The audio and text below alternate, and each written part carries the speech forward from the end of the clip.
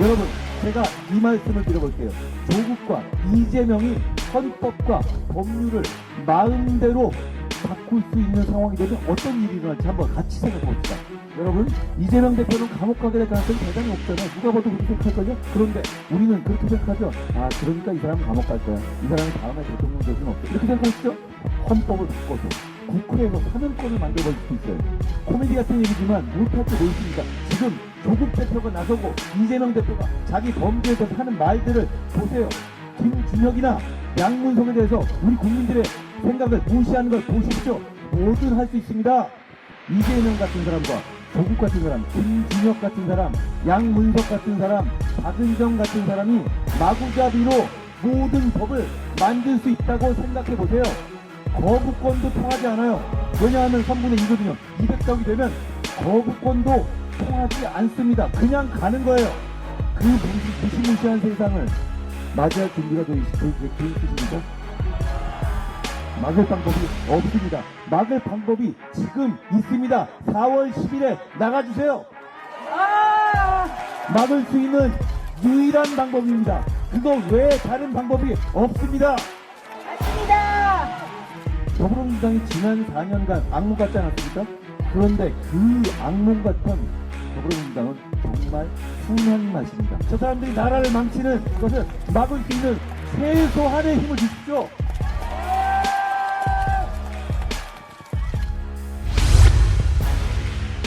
지금 저분들은 이 나라를 전복하겠다고 합니다. 공공연하게 그렇게 얘기하죠.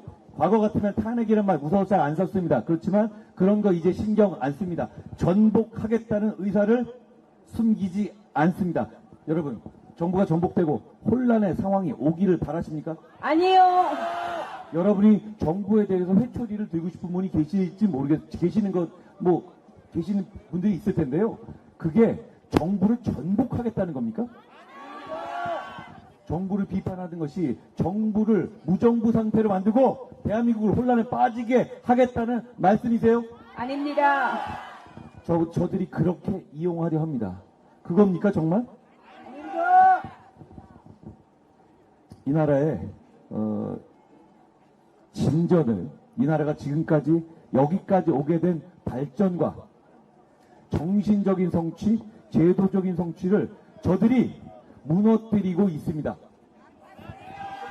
김준혁이라는 사람이 하는 정말 입에 담기 더럽고 귀에 듣기 더러운 이야기들.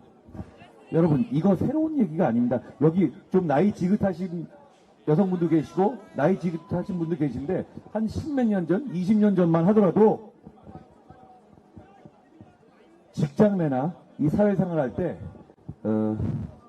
상사 같은 꼰대 같은 갑질하는 상사나 이런 꼰대들이 뭐만 있으면 무슨 얘기하다가 마치 농담인 것처럼 모든 것을 깔때기처럼 음담패설로 이으면서 그거 우리 을들한테 들으면서 괴로워하게 하고 그러면서 자기 스스로 쾌감을 느끼고 이런 사람들이 있었어요. 아시죠? 예전엔 그런 것들이 있었고 그런 것들에 대해서 문제 제기를 하고 항의하면 에이 뭐 농담인데 에이 뭐 이렇게 예민하게 굴어 이렇게 얘기하는 사람들이 얘기하는 시대가 있었죠. 2024년에 대한민국 그런 시대입니까? 그런 시대예요? 그런 과거의 불쾌한 시대를 건너오면서 많은 사람들이 노력했습니다. 많은 사람들이 희생했습니다. 그냥 거저 우리가 그런 불쾌한 사람들을 우리 공동체에서 몰아낸 게 아닙니다. 거저 얻은 게 아니에요. 그렇죠? 이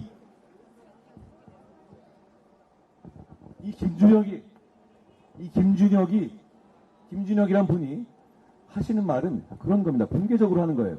공개적으로 방송에서 했습니다. 여러분을 상대로. 이건 갑질 성희롱을 하는 겁니다. 그렇지 않습니까? 우리가 듣기 싫지 않아요. 그런데 이런 사람이 국회로 들어오고 이런 사람이 여러분을 대표하게 되면 그 시대가 다시 돌아오는 겁니다. 그 시대가 다시 돌아오는 겁니다. 이런 사람들이 돌아와서 우리가 이뤄낸 이 인권의 성취, 품격의 성취를 과거로 돌려보내실 겁니까? 다시 그런 갑질하는 꼰대 상사 같은 사람이 직장에서 이따위 말을 농담이랍시고 여러분들에게 듣도록 강요하는 시대로 돌아가실 거예요? 그럴 수 없지 않겠습니까? 여러분, 양문석이라는 사람 사기대출 적발됐죠. 사기대출이 적발됐음에도 불구하고 복수하겠다고 합니다. 뭐에 복수하겠다는 거예요? 그리고 사기대출이 정말 중요한 건 이겁니다. 더불어민주당은 사기대출이 적발했음에도 불구하고 국회의원을 할 수 있다고 선언한 겁니다. 그렇죠? 그러면 이런 사기대출, 11억 사기대출 하더라도 어떤 공직이든 맡을 수 있게 된 겁니다. 그냥 양문석이라는 한 명의 문제가 아니라 이제는 우리가 사기대출 정도의 범죄를, 중범죄를 저질러도 공직을, 그리고 국회의원이나 높은 공직, 국회의원 할 수 있으면 장관도 할 수 있는 겁니다. 그러면 사기대출 드러나도 장관도 할 수 있고 청문회도 통과할 수 있고 총리도 할 수 있는 겁니다. 그런 세상 아니거든요. 사기대출한 게 드러나면 못합니다. 그런데 그런 세상으로 만들겠다는 겁니다. 그거 허용하실 겁니까? 대한민국이 그렇게 후진할 겁니까? 이게 대한민국의 뉴노멀이 되게 두고 보실 겁니까? 막아야 합니다. 막아야 합니다. 히틀러가 처음에 독일을 장악하기 전에 등장했을 때 독일 시민들은 히틀러와 히틀러의 정당을 비웃었습니다. 좀 우스꽝스럽잖아요. 우스꽝스럽게 코스염 달고, 그리고 말하는 것도 좀 유치하고, 그래서 상식 있는 시민들이 비웃었습니다. 처음에는 정부에 대한 반감으로. 그렇지만 인기가 올라가고 결국은 독일을 집어삼켰고 독일을 망쳤습니다. 여러분, 조국 대표가 처음에 자기 이름 건 당 만들었을 때 어떻게 생각하셨어요? 야, 뭐 장난해? 이런 느낌 아니었습니까? 야, 하다 저렇게까지 하네? 이런 느낌 아니었습니까? 철봉하고 유튜브하고 돈 빼먹고 유튜브에 돈 벌고 영치금에서 수억 받아먹고 할 때도 좀 뭐 저런가? 되게 너무너무 특이하다 이렇게 생각하시고 좀 희화화하셨죠?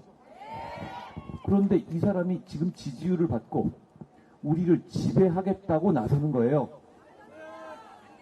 이 사람이 누명을 썼습니까? 누명을 쓴 적이 없어요. 본인도 누명을 썼다고 하지 않아요. 본인도 죄가 있다고 합니다. 그런데 그럼에도 불구하고 여러분을 지배하겠다고 나서는 겁니다. 너무 이상하잖아요. 그런데 이런 이상한 상황이 민주주의의 약점을 뚫고 성공하는 사례들이 있어 왔습니다. 실제로 있어 왔어요. 그런데 그때 시민들이 나서 주셔야 합니다. 시민들이 나서 주셔서 그냥 웃고 재밌다가 아니라 진짜 이건 안 돼라고 선언해 주셔야 합니다. 외쳐 주셔야 합니다. 막아 주셔야 합니다. 여러분, 제가 이 말씀을 드려볼게요. 조국과 이재명이 헌법과 법률을 마음대로 바꿀 수 있는 상황이 되면 어떤 일이 일어날지 한번 같이 생각해 봅시다. 여러분, 이재명 대표는 감옥 가게 될 가능성이 대단히 높잖아요. 누가 봐도 그렇게 생각할걸요? 그런데 우리는 그렇게 생각하죠. 아, 그러니까 이 사람은 감옥 갈 거야. 이 사람이 다음에 대통령 될 수는 없어. 이렇게 생각하시죠? 헌법을 바꿔서 국회에서 사는권을 만들어버릴 수도 있어요. 코미디 같은 얘기지만 못할 게 뭐 있습니까? 지금 조국 대표가 나서고 이재명 대표가 자기 범죄에 대해서 하는 말들을 보세요. 김준혁이나 양문석에 대해서 우리 국민들의 생각을 무시하는 걸 보십시오. 뭐든 할 수 있습니다. 그리고 원하는 법을 뭐든지 만들 수 있어요. 여러분의 눈치 안 봅니다. 일단 국회의원이 되고 나면 200석이 됐고 나면 정말 못할 게 없어지는 거예요. 그냥 대통령을 끌어내리는 문제가 아니라 헌법에서 자유민주주의 체제에서 자유를 빼버리고, 지금 조국이 얼마 전에 이렇게 말씀하셨죠? 국세청 동원해서 대기업의 임금을 깎게 하겠다고. 말도 안 되는 소리죠? 이 사람들이 200석을 잡으면 못할 게 없습니다. 못할 게 없습니다. 대한민국이 지금까지 성장한 방식이 뭐였습니까? 우리는 점점 더 모두가 잘 살게 가자는 거였지, 이 사람들처럼 자기들만 빼고 못 살게 하자는 방식은 꿈에도 생각하지 못한 거 아니에요? 그걸 공약이라고 들고 나왔어요. 지금 아직 되지도 않았는데 말이죠. 자, 여러분, 탄핵이 되고 혼란되고 이런 거 생각 치워버립시다. 그런데 이재명 같은 사람과 조국 같은 사람, 김준혁 같은 사람, 양문석 같은 사람, 박은정 같은 사람이 마구잡이로 모든 법을 만들 수 있다고 생각해 보세요. 거부권도 통하지 않아요. 왜냐하면 3분의 2거든요. 200석이 되면 거부권도 통하지 않습니다. 그냥 가는 거예요. 그 무시무시한 세상을 맞이할 준비가 돼 있으십니까? 그 무시무시한 세상을 맞이할 준비가 돼 있으세요? 여러분의 임금을 깎겠다는 법을 만들고 헌법을 만들고 막을 방법이 없습니다. 막을 방법이 없습니다. 막을 방법이 지금 있습니다. 4월 10일에 나가주세요. 막을 수 있는 유일한 방법입니다. 그거 외에 다른 방법이 없습니다. 맞습니다. 여러분, 추상적으로 생각하지 말고 마시고 이렇게 생각해 보세요. 조국 같은 사람, 이재명 같은 사람이 200명 똘똘 뭉쳐서, 여러분, 더불어민주당이 지난 4년간 악몽 같지 않았습니까? 그런데 그 악몽 같은 더불어민주당은 정말 순한 맛입니다. 왠지 아세요? 이번 공천에서 정말 이재명한테 아부하는 사람들로만 깔아놨죠. 그나마 자기 얘기하던 홍영표 같은 사람, 박용진 같은 사람 다 모욕 주면 내쫓았죠. 임종석 같은 사람도 끼워주지도 않았죠. 그러면 어떻게 되느냐면 이번 국회는 최강욱 같은 사람이 200명이 되는 거예요. 제 말이 틀렸습니까? 그러면 그 사람들이 무슨 일을 하겠습니까? 정말 무슨 일을 하겠어요? 정말 짧은 기간에 나라를 망칠 것이고 여러분을 고통스럽게 할 겁니다. 제 말이 틀립니까? 그냥 대통령이 미우니까 대통령을 끌어내는 거 한번 두고 보자 이러실 거예요? 그 다음이 어떠실 것 같아요? 뭐겠어요? 그 다음이 뭐겠습니까? 법으로, 헌법으로 모든 걸 주물럭 거리겠다고 나올 겁니다. 지금 이 사람들이 여러분을 대하는 걸 보세요. 김준혁이라는 정말 말하면 더러울 것 같은 말을 쏟아내고 그게 다 드러나고, 제가 막 읊고 싶지만 여기 어린이들이 있어서 제가 오늘 안 하겠습니다. 그럼에도 불구하고 여러분이 이 사람만은 잘라버려라고 그렇게 전 국민이 외치고 있음에도 불구하고 꿈쩍하지 않습니다. 지금도요. 그런데 선거가 끝나면 어떨 것 같습니까? 여러분의 말은 전혀 전달되지도 않을 겁니다. 그럼 이 사람들을 막을 기회는 언제입니까? 4월 10일이요. 지금뿐입니다. 지금뿐입니다. 다시 한번 제가 말씀드립니다. 누가 끌어내려주고 정부가 전복되다, 이것만 생각하지 마세요. 이 사람들이 그 200석을 가지고 어떤 법을 만들고 어떤 세상을 만들 것인지를 생각해 보세요. 네. 그 사람들이 무슨 짓을 해도 이제는 막지 못하게 됩니다. 어떻게 막으실 거예요? 그때 데모하러 다 넥타이 풀고 데모하러 나서실 거예요? 그렇게 막으실 거예요? 그거밖에 안 남는데요, 이제는. 그거밖에 안 남습니다. 투표 잘하겠습니다. 투표해 주십시오. 투표해 주십시오. 그러면 저희가 막겠습니다. 저희에게 저 사람들이 나라를 망치는 것을 막을 수 있는 최소한의 힘을 주십시오.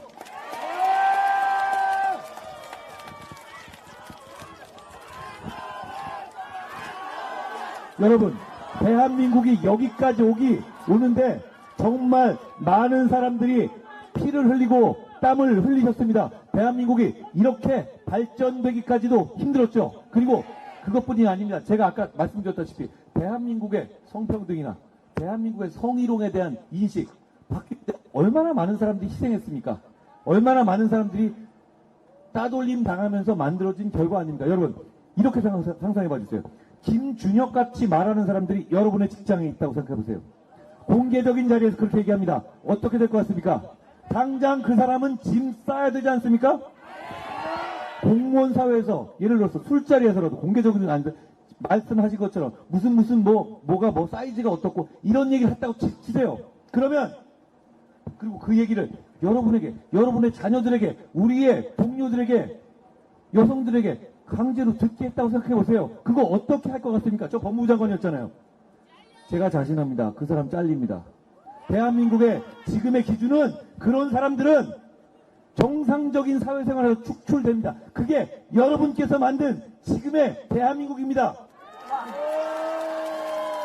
그걸 포기하실 겁니까? 아니요. 김주적 같은 사람을 용인하게 되면 그렇게 되는 겁니다. 그 사람들이 그 불쾌한 입으로 우리가 따라야 할 법을 만들 거예요. 괜찮으세요? 그런 사람들 200명이 뭐든 하고 싶은 걸 다 해보겠다고 덤비는 거. 대한민국의 기본 체제인 자유민주주의 체제에서 자유를 떼내겠다고 하는 거. 여러분 막읍시다. 막을 수 있습니다. 제가 처음에 말씀드렸죠. 골든크로스를 제가 보고 있다고. 여러분 나서주시면 이깁니다.